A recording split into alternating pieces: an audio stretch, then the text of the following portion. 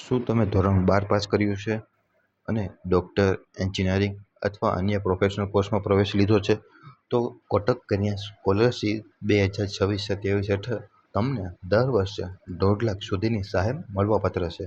તો આજે આપણે આ વિડીયોમાં આની ચર્ચા કરીશું. તો બન્યા રહેજો વિડીયોના લાસ્ટ તક. ચાલો આપણે વિડીયો સ્ટાર્ટ કરીએ.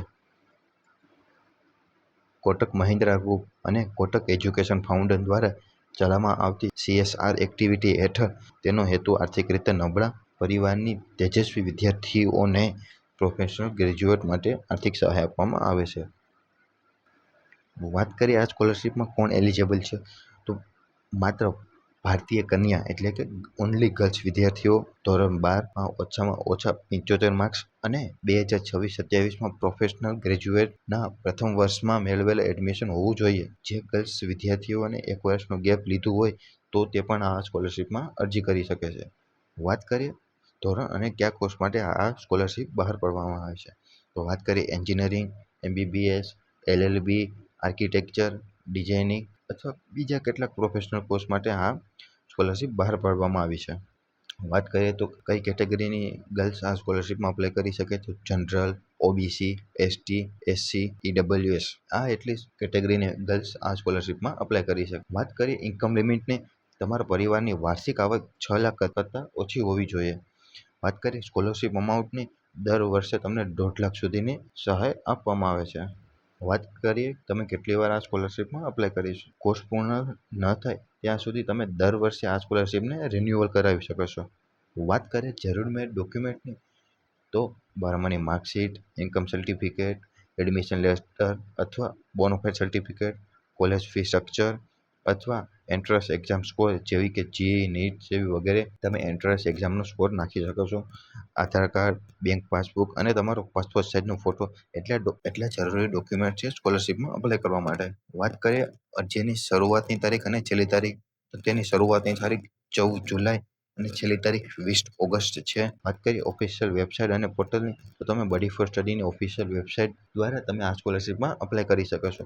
વાત કરીએ સ્ટેપ બાય સ્ટેપ અને અરજી પ્રક્રિયાની, તો તમે બડી ફોર સ્ટડી પર લોગિન અને કોટક કન્યા સ્કોલરશિપ 2026-27 સર્ચ કરો, અરજી ફોર્મ ભરો, જરૂરી ડોક્યુમેન્ટ અપલોડ કરો અને તમે ફાઇનલ સબમિટ આપી દો.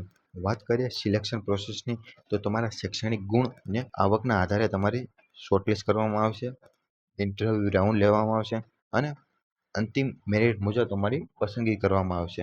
વાત કરીએ મેરિટ લિસ્ટ કઈ રીતે ચેક કરવું, તો પસંદ થયેલા ઉમેદવારોને ઈમેલ અથવા SMS દ્વારા જાણ કરવામાં આવશે. વાત કરીએ સ્કોલરશિપ ક્યારે અને કેવી રીતે મળે છે. પસંદગી બાદ તમારી રકમ DBT એટલે કે ડાયરેક્ટ બેંક ટ્રાન્સફર દ્વારા તમારા સીધા બેંક ખાતામાં જમા કરી દેવામાં આવશે. વાત કરીએ રિન્યુઅલ પ્રોસેસની, તો તમારે તેમાં ઓછામાં ઓછા 6 CGPA જાળવી રાખવાનું છે.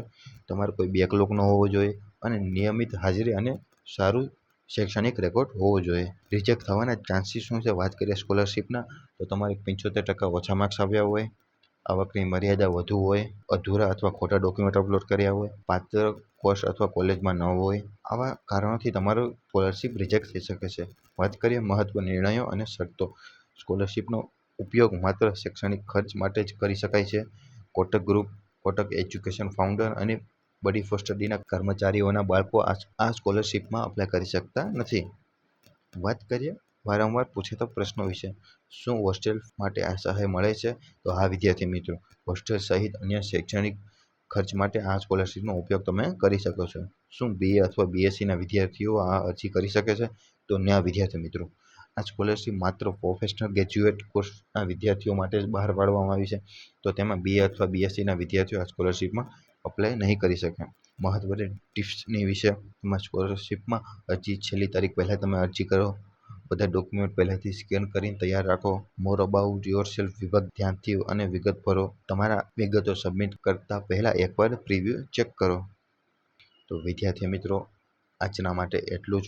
ફરી મળીશું એક નવી સ્કોલરશિપ સાથે. ત્યાં સુધી બન્યા રહેજો વિદ્યા સહાયના ડિજિટલ પ્લેટફોર્મ ઉપર. ધન્યવાદ.